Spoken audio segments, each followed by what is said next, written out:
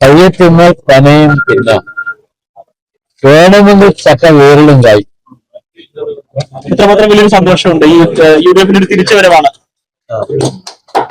അത് ഒറ്റക്കെട്ടായി ഇവിടെ തൊടുപുഴയിലെ സംഗമത്തിൽ പ്രതിപക്ഷ നേതാവ് വി ഡി സതീശനും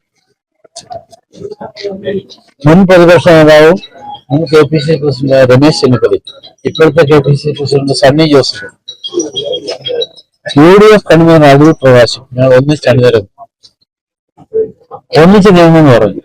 കേരളം മുഴുവൻ ആ മുദ്രാവാക്യം ഏറ്റെടുത്തു. ആ സ്പിരിറ്റിൽ എല്ലായിടത്തും പ്രവർത്തിക്കും. അതുകൊണ്ട് UDF തൂത്തുവാരി ഉൾപ്പെടെ 2ലേക്ക് വലിയ വാട്ടമാണ്. ഞാൻ അതിലേക്കൊന്നും കിടക്കുന്നില്ല. പാലാ മുനിസിപ്പാലിറ്റിയിലും UDF-ന്റെ ചെയർമാൻ ഉണ്ടാവും, തൊടുപുഴ മുനിസിപ്പാലിറ്റിയിലും UDF-ന്റെ ചെയർപേഴ്സണുണ്ട്. ഈ വരുന്ന നിയമസഭാ തെരഞ്ഞെടുപ്പിലേക്ക് എത്രമാത്രം ഒരു മുന്നോട്ട് കാഴ്ച ഒരു തെരഞ്ഞെടുപ്പ് ഫലമാണെന്ന്? തീർച്ചയായിട്ടും അതിന്റെ സെമി ഫൈനൽസ് കടന്നിരിക്കുന്നു. ഫൈനൽസ് തീർച്ചയായിട്ടും വൻപിച്ച വിജയം പറ്റിക്കും. ഈ തവണത്തെ അവരുടെ കണ്ണിൽ പൊടിയിടാനുള്ള തന്ത്രങ്ങളൊന്നും വിജയിച്ചില്ല. അതിൽ തിരിച്ചറിഞ്ഞിരിക്കുന്നു. ആഗോള അയ്യപ്പ സംഗമം നടത്തിയത് അയ്യപ്പനെ പോലും കബളിപ്പിക്കാനാണ് രമേശ് ചെന്നിത്തല നോക്കുകയാണ്. അയ്യപ്പ കോപം ഉണ്ടായിരിക്കും. അതുകൊണ്ടാണ് ഈ പത്മകുമാർ അകത്ത എന്തിനാ ഇനി കുറെ പേര് അകത്താവുന്നുണ്ട്. എന്താണ് സ്വർണ്ണപ്പാളി എന്നെഴുതിയത് വെട്ടി ചെമ്പുപാളി എന്നാക്കി.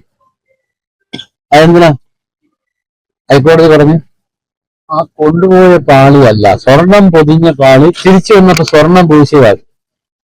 അത് വലിയ വിലയ്ക്ക് വിറ്റിരിക്കുന്നു. രാജ്യത്തിനടക്കം പുറത്തുള്ള വലിയ സംഘങ്ങളുണ്ട്. അങ്ങനെ ശബരിമലയെ പോലും പരിപാലന ശബരിമലയെ പോലും ഒരു കൊള്ള വിധേയമാക്കിയ ഇവർക്ക് ഏറ്റവും വലിയ തിരിച്ചടിയാണ്. ഈ നാട്ടിൽ ദരിദ്രരെല്ലാം ഇല്ലാതായിരിക്കും. എന്റെ നിയമനങ്ങളിൽ തന്നെ എത്ര പേരാ? 902 പേര് 2019 കിടപ്പ് രോഗികൾ, അവരുടെ എല്ലാം പേരും അഡ്രസ്സും ഫോൺ നമ്പറും എല്ലാം എന്നെടുത്തു.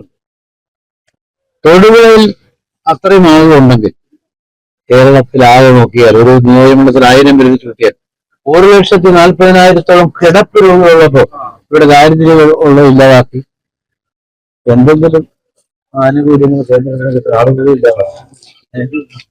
അത് LDF വന്നിട്ട് 2ലേക്ക് വലിയ തിരിച്ചടിയാണ്. അപ്പോ ഇവിടേക്ക് വിളിക്കുന്നത്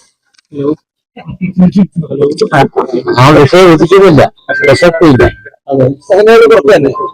അത് ആ വിഷയമൊന്നും അതല്ലല്ലോ. നമുക്ക് ഒറ്റക്കെട്ടായി മുന്നേറാം.